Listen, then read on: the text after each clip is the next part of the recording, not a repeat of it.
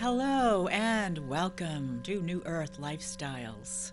I'm Janie King, host of the show, and happy 2015, our first show for the new year.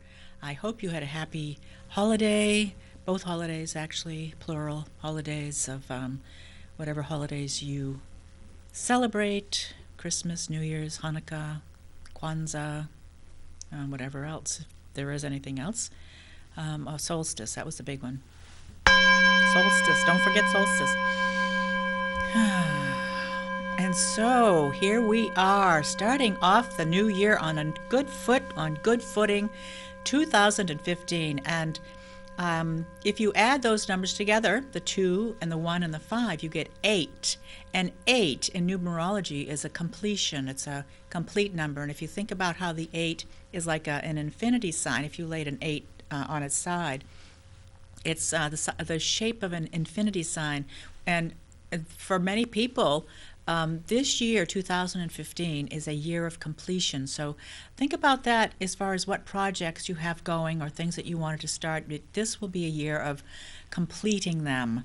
And I'm really looking forward to completing some of my projects, and I hope you are too.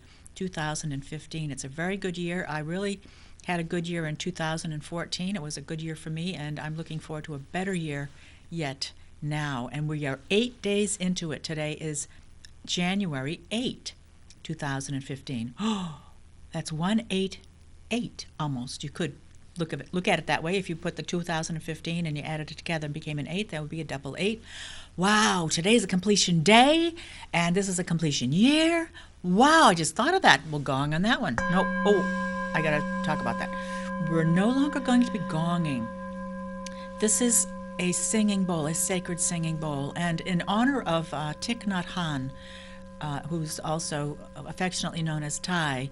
He was one of my teachers back in 2001. I went to one of his retreats. He's a Vietnamese Buddhist teacher, Buddhist monk. I don't know what else you would call him, but he's having a hard time right now, or he had a hard time in November, and he's recovering from a hemorrhage, I believe, in his brain. And so, in honor of Thich Nhat Hanh, who is here, he brought peace. He was nominated for the Nobel Peace Prize back in the 70s during the Vietnam War, which was the war that we had in his country. And so I was thinking that this year, 2015, for the theme of the show, we would add to the breath, as last year was much about the gong, and not the gong, the singing bowl and the bell of mindfulness. We will, in honor, I guess what I'm saying in this moment is coming through, in honor of Thich Nhat Hanh, but also to pay attention to our breath and the peace that it can bring into our lives, and the fact that peace is here every moment in our breath. And I would like that theme of breathing and peace.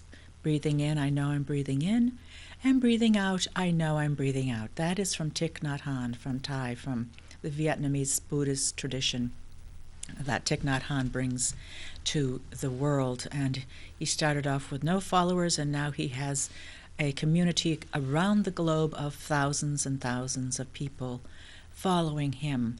And so the singing bowl is now going to be ringing the bell of mindfulness. Helping us to come back here now in this present moment, because that's the only moment we have. That is where life is lived, is right here, right now.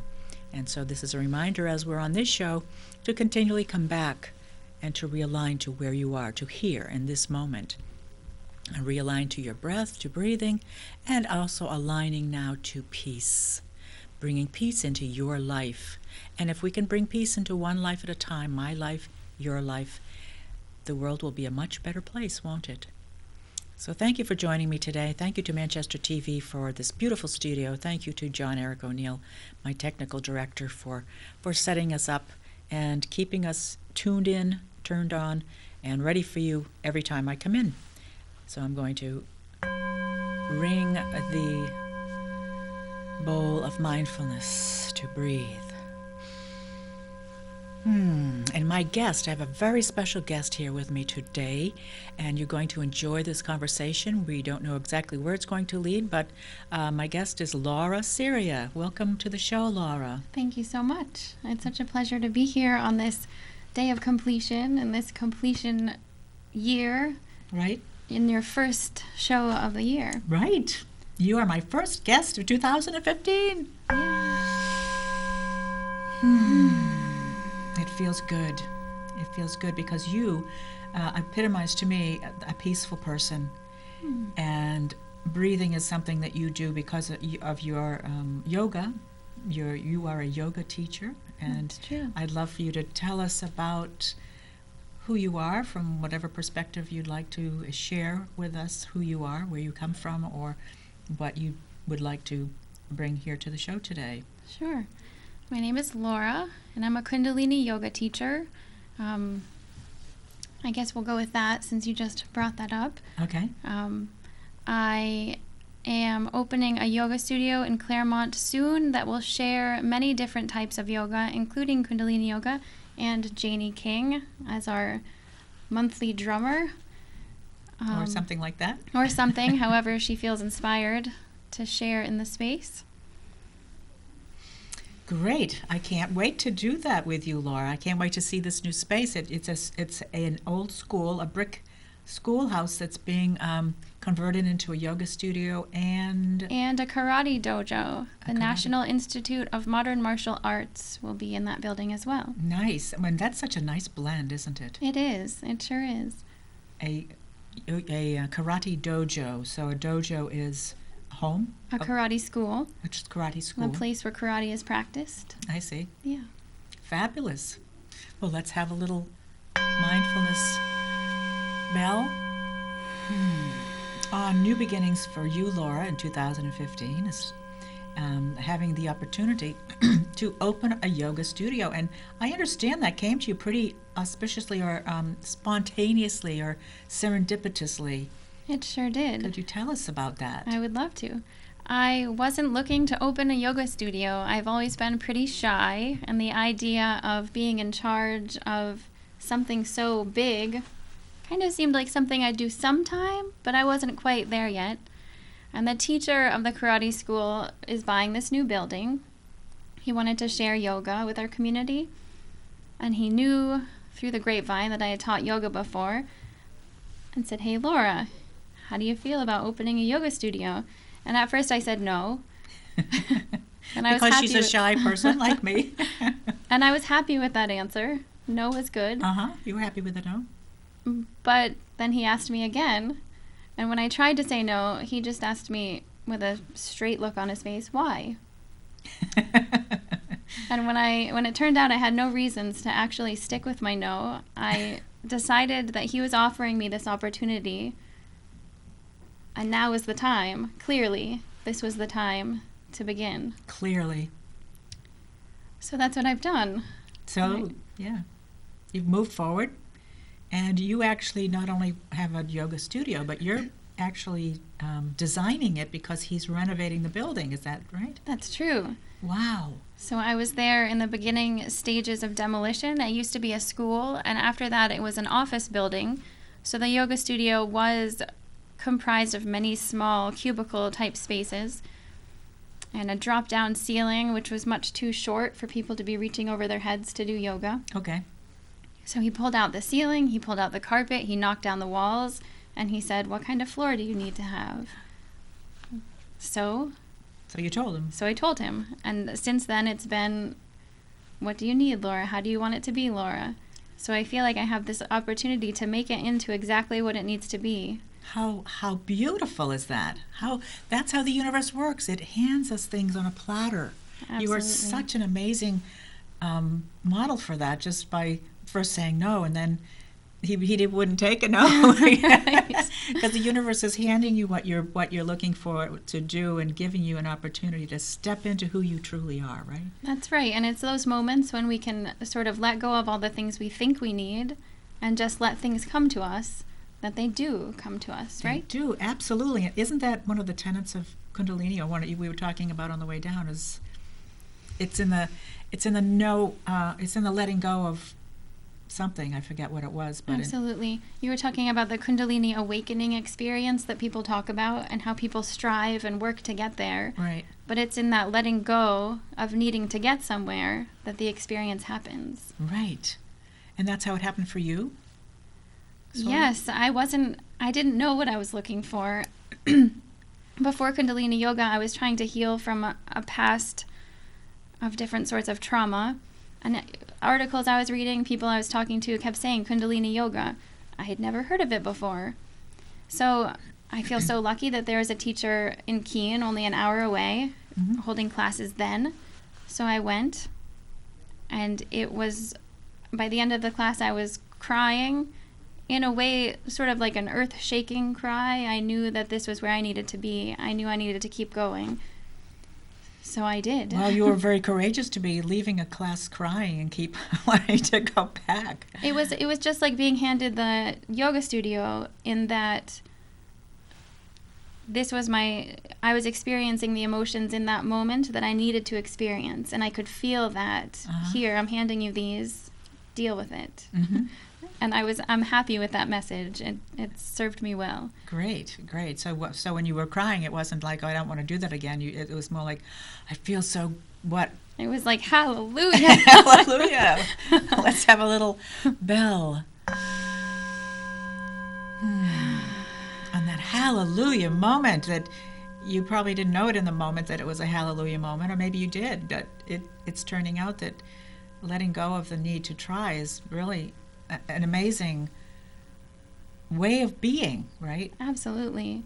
It's letting go of the attachments, I think maybe many of us are comfortable with that notion of letting go of attachments, but maybe the practice of it is a little difficult. But if you can really step away, and if you allow yourself the space to get handed a gift, then that letting go of attachments becomes more practicable, because you see that it's real and it works.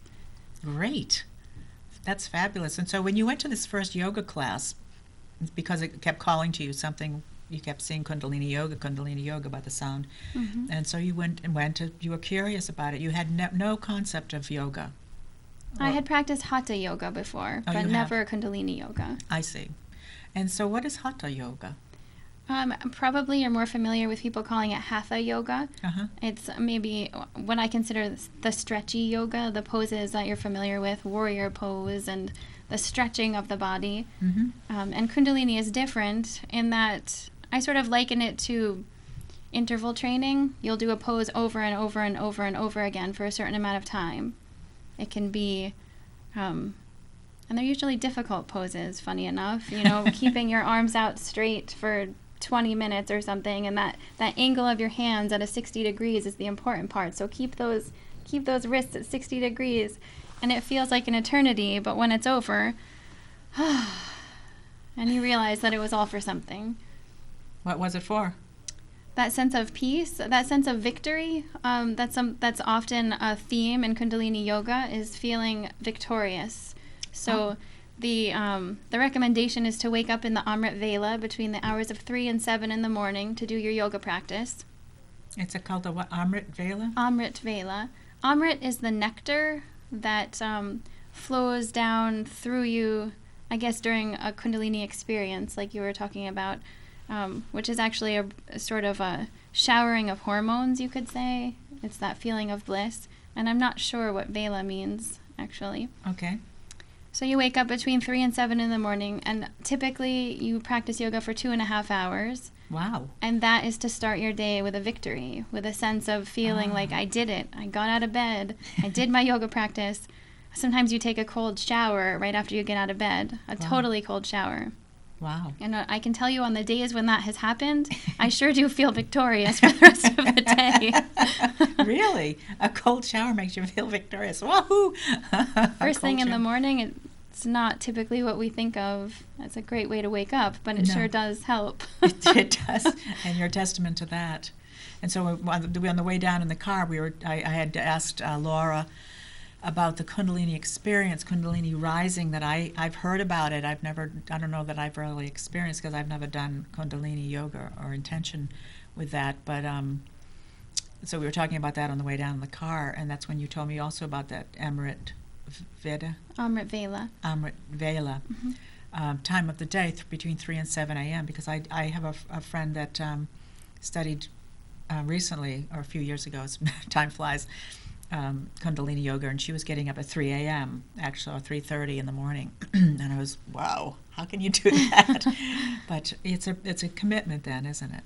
It is. You make a deal with yourself. Going to bed at night, you say, I'm waking up at this time. And then in the morning, your brain is going to think of so many reasons why you shouldn't wake up. But you've already made a deal with yourself, so you're just going to do it. Okay. A deal with yourself.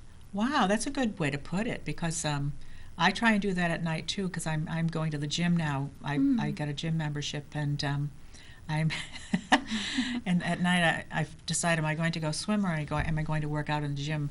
And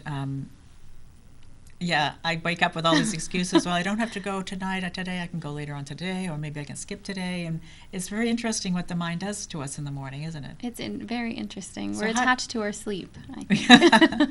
We are. And so how do you make that commitment at night? I mean, what is your process for doing that, if you don't mind sharing that? I don't mind sharing that, but I'm not sure I have a lot to say about that. I just sort of do what I just described. I just tell myself that's what I'm doing. Mm-hmm. And I have a fair amount of willpower, so I do it. Okay, so I follow through. Yeah, you have it, so your willpower's there, so you follow through because you told yourself you were going to do it. Exactly. So it's as simple as that for you. Exactly. And it's also about making a commitment. Yogi Bhajan, the person who brought Kundalini Yoga to the West, describes this ladder of happiness. I think there might be 8 rungs on the ladder, and I can't tell you what they all are, but the first one is commitment. And I found that to be true. If you commit to something, that quite often is the very first step to something great. That's a great one. The first step is commitment. And that's one of the things that I slip up on lots of times, is I'll tell myself I'm going to do something, and then I don't do it. And it's that, but thinking about it as the bottom rung of the ladder, as the first step, that really helps me to realize what you just said, that if you just do it once, that the next time will be easier, and then easier, and then easier, won't it? Sure. And I'll speak to that for a minute, too, because that Sure. reminds me that when we wake up to do yoga each day, we make a commitment for a certain length of time, a certain number of days. So I'll pick a yoga practice, and I'll say the numbers are 40 days, 120 days, and 1,000 days. I think that's the second one. I don't think there's any in between. And 40 days is the amount of time that it takes to make a habit. 120 days is the amount of time that it takes for the habit to become you. So it's no longer something you have to think about. It's only something you do. And I forget how we got there from where we were before.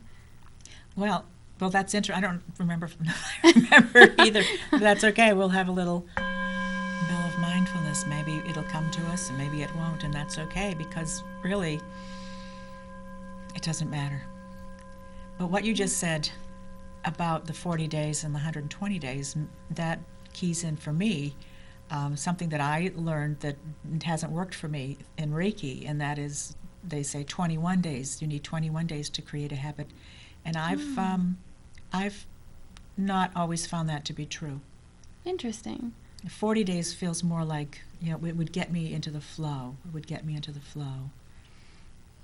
So, and so your 40 days is coming from Yogi Bhajan, most likely, or from his teachings from India, from That's true. His guru back. And Jesus Christ, went on his fast for 40 days and 40 nights.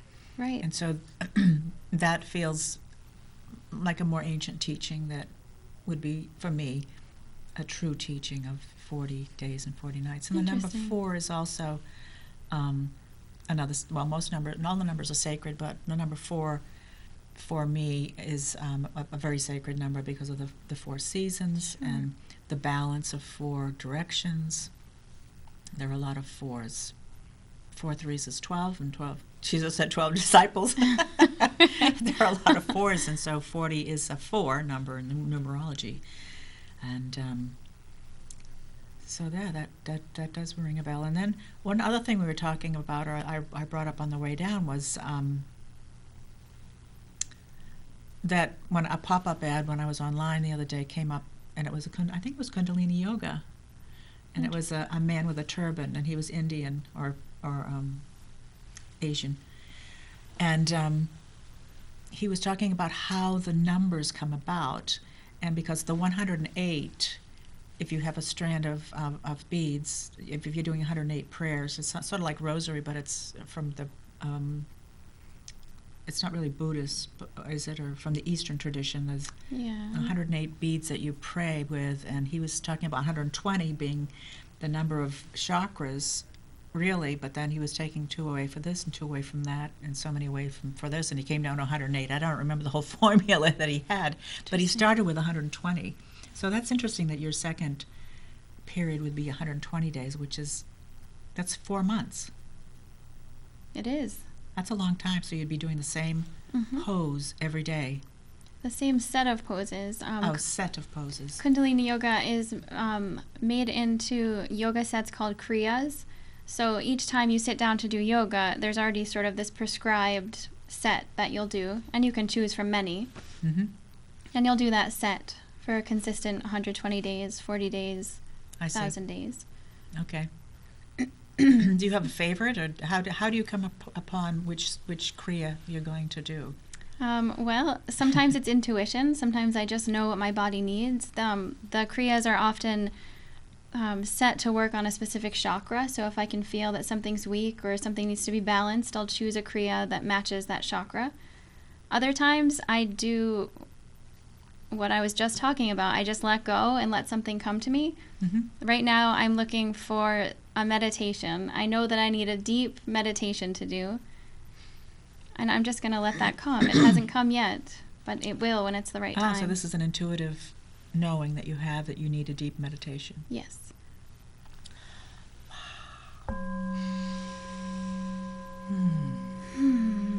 A deep meditation. I need some water.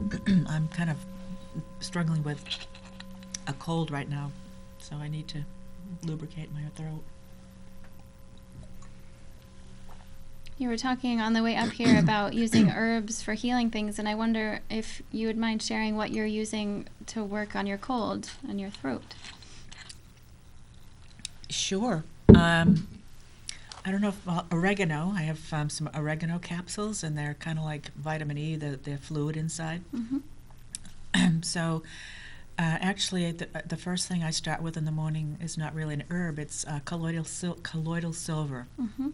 And when I woke up Tuesday morning, I had a very bad sore throat. And I took 2 tablespoons of colloidal silver, and you wash it around in your mouth. You kind of chew it for a while. It was my friend Dawn Drew who turned me on to that. And usually when I'm not feeling well, I call her and say, what should I do with this? Because I totally forget. Because I'm not sick that often, and so I forget what I need to do. And so the colloidal silver you have to use you have to really know what you're doing, because you don't want to take a lot of it. But I took that, and then the oregano capsules and a lot of intense vitamin E. Does the colloidal silver work as a cleanser? Does it pull bacteria out? It does. It does a lot of things, yes. It pulls a lot of things out of your system. So I would say yes, it is a cleanser like that. Yeah. You can use it to clean you topically as well. Like if you have a fungus in between your toes or some kind of other thing happening on your skin, you can use colloidal silver to clean it up. I don't know exactly why or what the properties are that do that, but so the colloidal silver. So now I'm taking 1 tablespoon of colloidal silver in the morning. So the first shot of it was 2, and that's just first thing in the morning. And then now I'm taking 1 tablespoon of that every morning, and then I'm also doing cell salts. There are these things called cell salts. I've heard of them before. Yeah, so it's kind of a homeopathic, or is it homeopathic or? Well, anyway, they're cell salts, and they come in these little tiny pills. You buy them in a little bottle, and I take 7 or 8 of them, and I really haven't taken enough of them. I should be taking them every 15 to 20 minutes because they work. They want to stay in your system, and that helps to balance, and that's probably why it's not going away, because I forget to do it. I have to really have a block of time where I just keep, every 15 or 20 minutes, I keep doing it and doing it and doing it, and totally forgetting that. So number 4 and number 7, and I think there's another number 5 that you can take. So there's 12 cell salts, and each one has different properties in it that help different ailments in the body. And our body is made up of cell salts, so it's basically balancing my chemistry. Neat. And drinking a lot of water, or I should be drinking a lot of water, but and mostly really intense vitamin C. Yeah. Like a lot, like 1,000 milligrams a few times a day. Wow. So I'm really not doing herbs other than your oregano. And I like to have herbal tea. Yeah. Yeah. So I'm feeling better. I mean, I don't have an intense sore throat, but you can hear it in my voice that I'm kind of got something still going on. So keep drinking water. Yes, right. Drink fluids. Drink fluids. And so being healthy is a good thing, and this time of year especially. And I try and not go to medical anything, because I believe we all have the ability to heal ourselves. And so the other thing is that I focus myself on feeling good. I focus on positive thoughts rather than worrying about. I could have made a choice when I had a sore throat. Oh, I got a sore throat. I got to stay home today. Take some aspirin, take some Tylenol, or take some what else? Dayquil, Nyquil, one of those to sleep all day long. And really owned it. I could have owned it in the moment, but I think the key is to be proactive and to work into what can I do for myself right in this moment so I feel better, because I don't want to feel sick. Sure. I don't want to have it. So I focus my mind also, my thought process on being, I'm well. And this is just something that's coming up. It's that one other thing we talked about in the car was, well, what is the underlying factor that has brought this up in my life? Like, I'm stressed. Why am I stressed? Well, things are going on that I'm upset about. And the 5th chakra, right? And speaking your truth. So that I was going to bring up this chakra system. If you're not, the audience is not familiar with the chakras, that we have these energy centers. We have 7 major energy centers in our torso, and they bring energy into our body and let energy out, right? So when we talk about chakras, we're talking about these energy centers. So there's one here in your throat. It's they call it the 5th chakra, or the throat chakra. And so when I have a sore throat, that's another place for me to look, or what's going on in your body. Maybe it's in your heart, maybe it's in your head. There's a 6th chakra. So what's the emotional issue that I'm dealing with that is bringing my attention to my throat? Right. And I was saying that I woke up this morning with a little bit of a sore throat, and I thought to myself, could this be because I'm going on TV for the first time and I might be nervous about my throat chakra and speaking?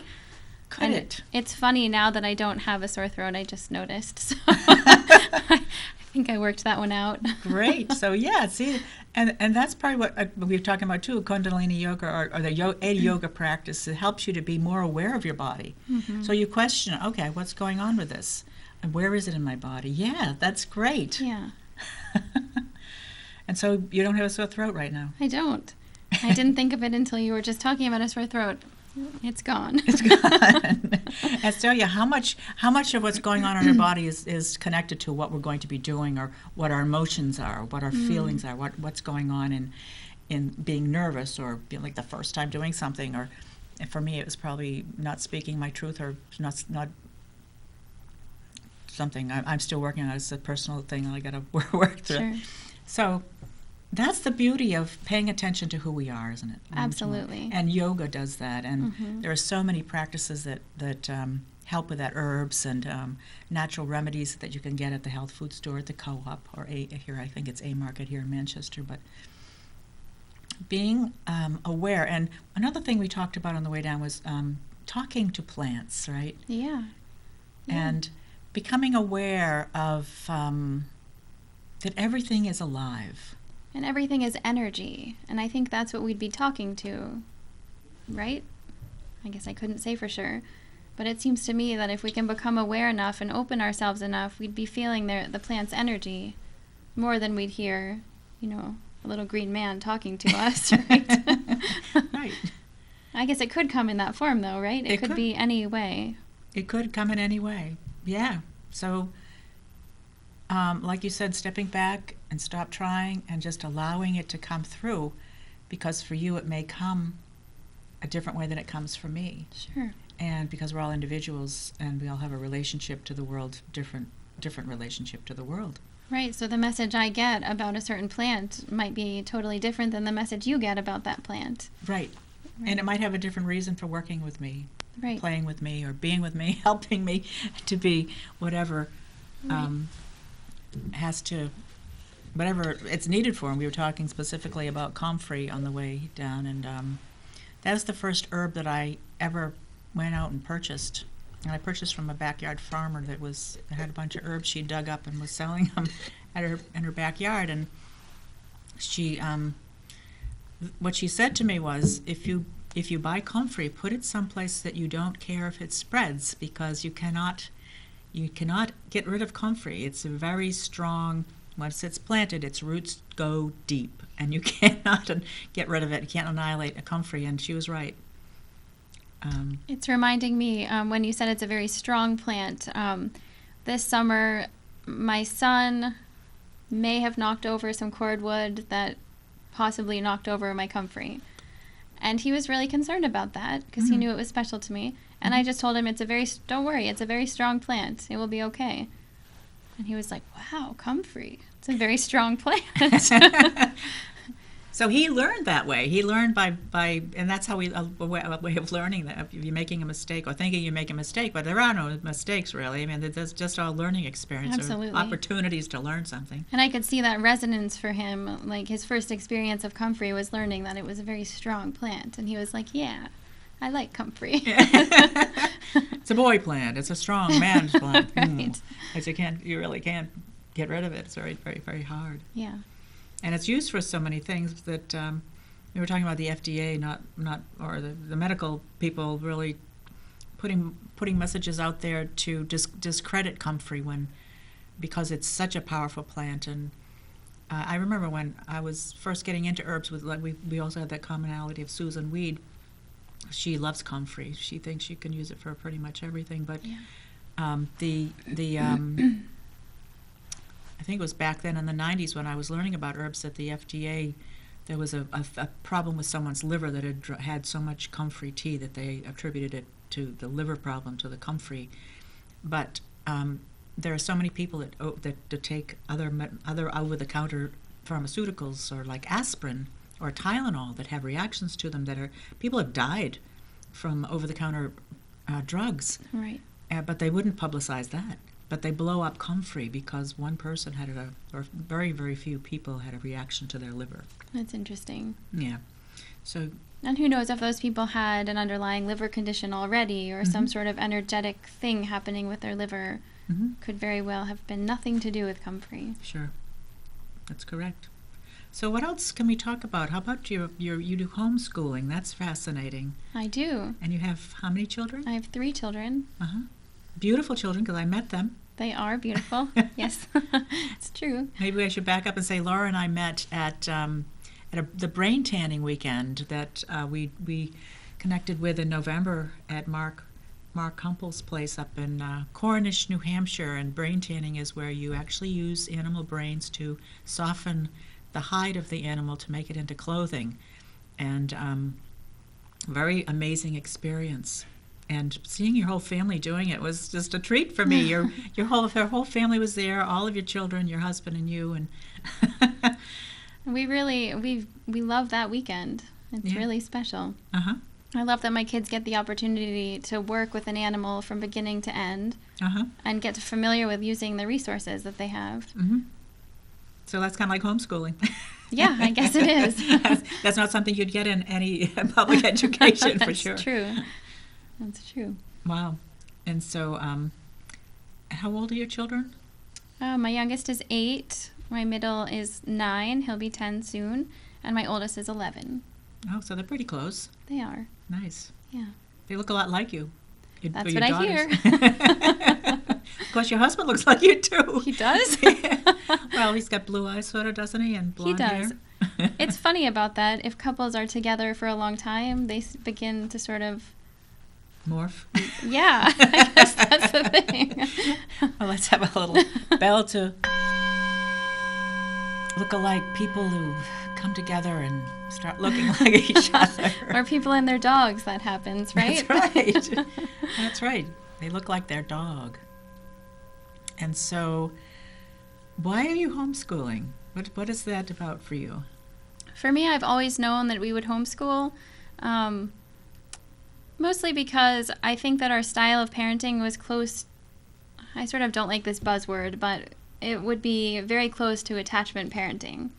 Attachment parenting, what is that? So that's where you hold your babies a lot. It's different from the idea that if you hold your child too much, you'll spoil them. So very young, my kids, I would wear them. So I had different wraps and things, and they just stayed there.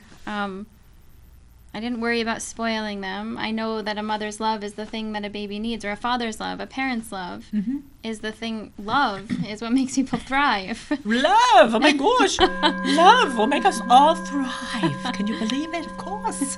That's the magic potion, isn't it? Love. It's true. So we started that way, and there just has never been a moment where I've thought to myself, it's time to change this. You know, they were, certainly when they were 5, when most kids are going to school, they were just babies. I wouldn't have thought of, it just wasn't time. It wasn't time for them to go and be away. So there just has never, I'm open to it. If the time should come when it's clear to me that it's time for them to do something else, that's what they'll do. But for now, there just has not been that moment where I know that something needs to change. I see. That's fabulous. And there's a curriculum that you follow, or is there some? We don't use a curriculum. You don't, okay. I find that there's so many ways to homeschool. Some people use a curriculum and they love it, and I love that they love it. For us, it's just not the way. It's not the way for us. We find that life learning is really the thing. Following their interests and their passions really makes it more real for them. Really makes it information that they'll hold on to, as opposed to things that their brain will sift through and forget later on. And I've likened that to adults who decide to get a PhD in something. That's what they're doing, right? They're focusing on one topic until they're done with it, right? So giving our kids that opportunity to really focus on the things they're interested in seems like a very valuable thing for them to grow up learning to do. Wow, that's fascinating. That really resonates. Why would you spend time trying to learn something it didn't matter? Exactly. I can think of many things I was taught in school that have never applied to my life, and maybe they will, and maybe I'll be happy that they're there somewhere in my head, but so far, not so much. I know we were talking the way down about your daughter getting a science kit that has beakers, and we went back to our childhood or our education of what is a beaker?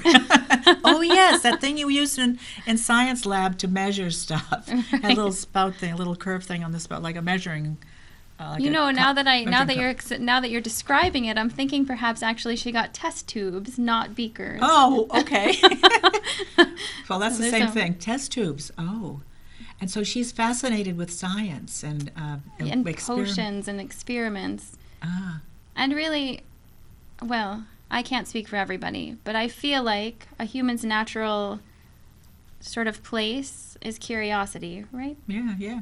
So given the chance to explore things and be curious about things, there's so many things that they can learn about. Right. It comes from that place of wanting to know because you're curious, as opposed to being forced to learn and you don't care. You know? Right.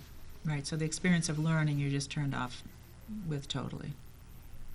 I'm turned off by... No, I'm just saying if you're forced to learn, you can get turned off by... I think so.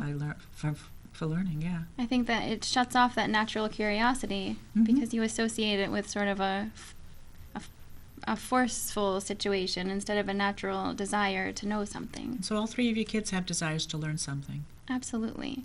I have. We all do, right? Right.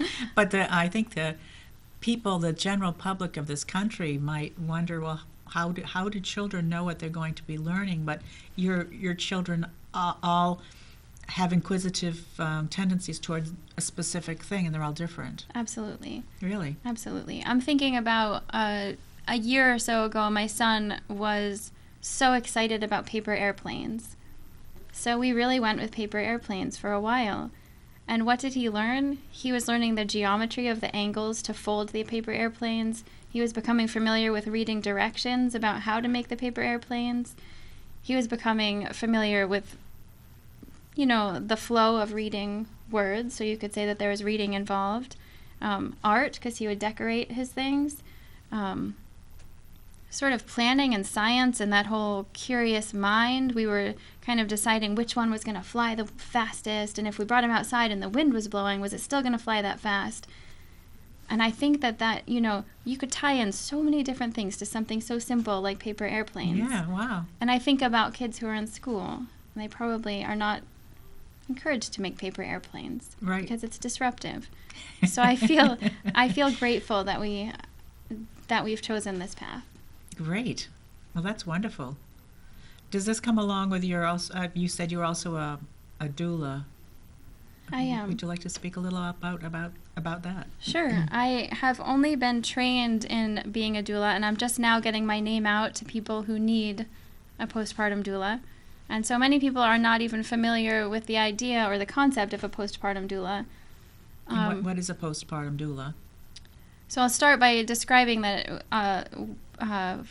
what's a doula. A doula is somebody that you would have come to your labor and your birth to support you through it, to speak for you when you were too tired or something, to make sure that your values were upheld while you had your baby.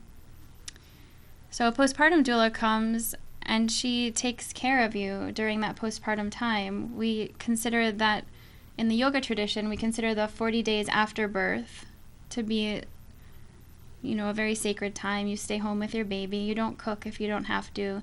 And so this is what a postpartum doula does. She brings you food. She cleans your house. She takes the garbage out. She brings you toilet paper if you don't have any, so that you can focus on your baby. Wow. That's an amazing job. I can say that in my own experience, having 3 children, I think maybe I didn't have the support that I wish most women had. And that's where this desire comes from, to give women what they need to thrive during that time, instead of feeling like a crazy maniac because you haven't eaten and you haven't taken a shower and you haven't slept. Yeah, it's the hard time, those first 40 days and longer after that. But just think about how much easier it would be if every woman were given that gift of a postpartum doula after birth. And I think ideally, the notion, tribes, I think of tribes and places where they're not sort of as diluted as we are and not as separate from their families as we are. So it would be your mother and your grandmother and your sisters and your aunts who would come and provide this. But maybe our society is set up in a way that doesn't cater to that so much. So here we are, postpartum doulas, to come do it for you. Great. So let's have a bell on the postpartum doula. Helping mothers that have just given birth. And it also alleviates the worry of the father to be able to go off and do his job, support the household in a much less stressful manner, knowing that his wife and baby are in good care, good hands. I think so, and I think that's another. I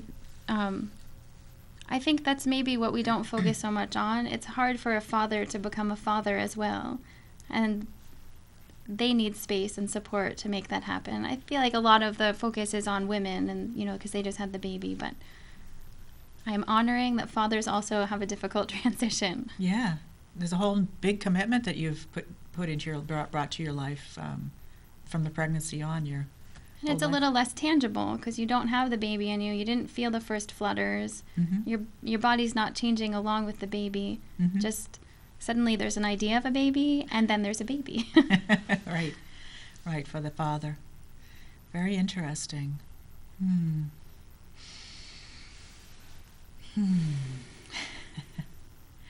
I love space with nothing in it. It makes it it gives you an opportunity to just be in a space with nothing in it.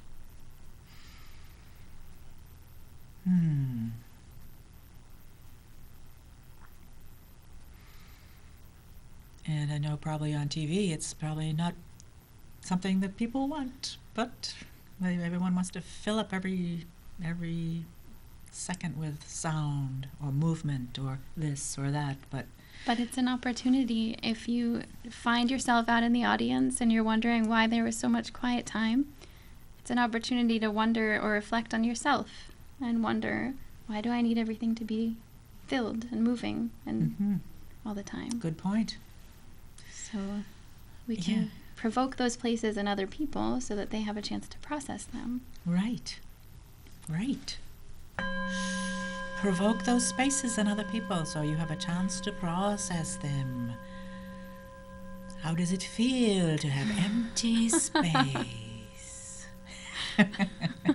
Empty space.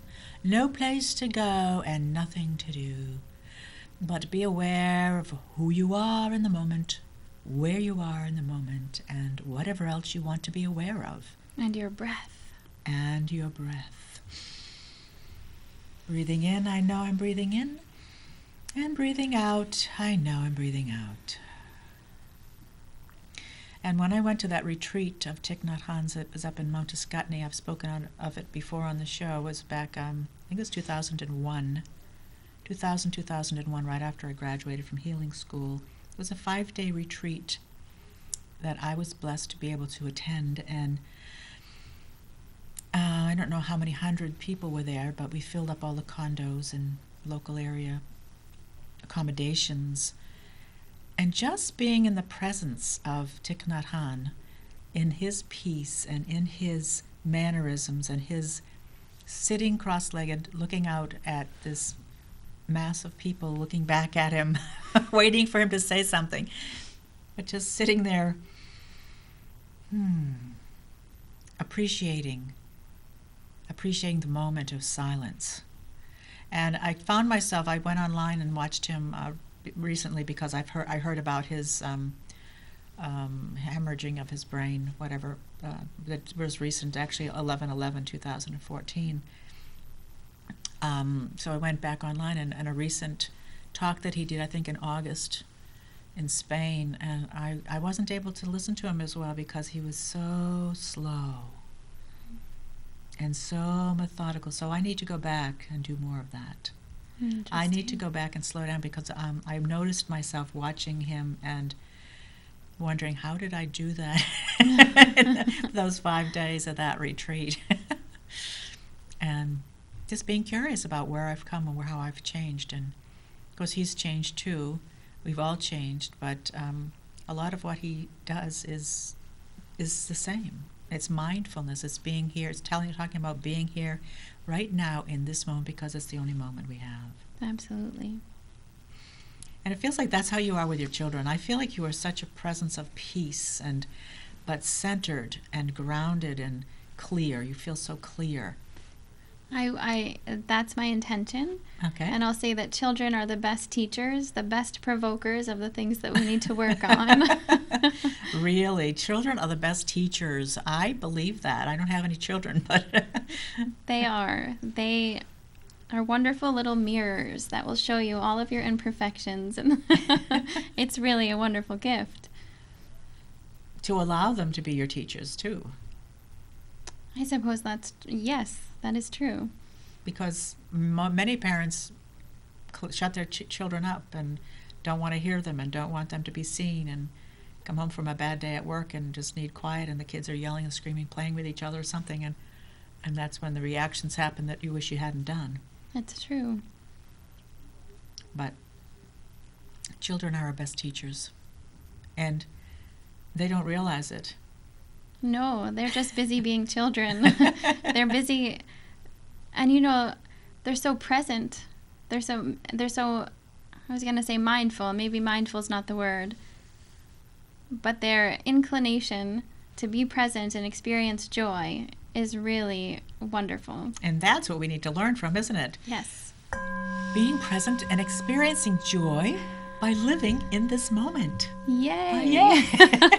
By living in this moment. This is the only moment we have, right here, right now. Children can do that for us, as well as animals, but your children can do it for you because you've allowed them to be there. I don't know if children that are schooled in the public system as they get older, like 11, 12, are able to be there? I'm not sure. I don't want to make any sort of blanket statements because I'm sure there are people for whom the public school works well for, and they are able to maintain the space to be who they are, and they have wonderful relationships with their parents. I know that exists. And I'll say again that I'm just grateful that that's not how my life is with my children. And so you're just homeschooling them until they decide they want to go somewhere else? Yep. Or until I decide that it's not working, or I guess it wouldn't be just, I said until I decide, but I don't think it would be like that so much. We would probably decide that it wasn't working. And how do your children get along out in the public and, being so family oriented? It's a funny question because I feel like the social piece of homeschooling comes up often. And I guess my counter to that would be, I guess I would say that my children's social lives are more real to the world than perhaps children who are in a school or in a classroom with 20 kids their own age, because that doesn't happen in the real world. You aren't very often in a room surrounded by people just of your age. Right. So it's interesting that my kids can have a conversation and be friends with very little children. They have friends who are teenagers. They can talk to grown-ups. It's different from the way that I think school children are taught to relate to other people. That's a good point. I never thought of it that way. They're getting a different socialization skills with the world. True. With the public, with whoever they're interacting with. Right. Rather than being put into a niche or into a group of similarities. Right. Of all the same. I never looked at it that way. Thank you for that. You're very welcome.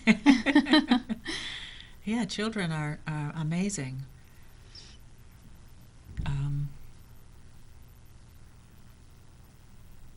Now, when I was with your children at the Brain Tan weekend, I camped there, but you probably commuted back and forth. But it was always a pleasure to see your whole family arrive again, and they just dug right into those hides, and they dug into the next step, and they were helping each other out, and yeah, they blended right in with everyone that was there. All different age groups of people were there, and they were probably not a lot of children their age.